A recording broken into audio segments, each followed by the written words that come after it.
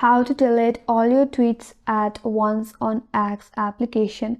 Hi everyone, this is Kate and welcome back to another video. And on today's video we will see if we can delete all the tweets at once on tweet application or X app or not. So to find out that, let's get started. First of all, launch the X application or Twitter application in a mobile device.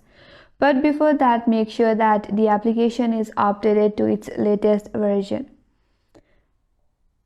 Once you open up the application, make sure that you're logged in with your account. Once you're logged in, now to get to your tweets, tap on the profile icon from the top left corner, then tap on profile.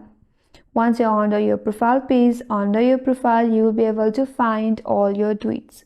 So from there, in order to delete your tweets, tap on the three dot next to that tweet and here tap on delete post and then tap on delete. So in this way, you can only delete the tweet one by one on your profile, as you won't have the direct method or the X application does not provide you the direct feature to delete all your tweets at once. So you can go one by one on each tweets. And that's all for this video. Hope this video helped you. If you're new to our channel, consider subscribing.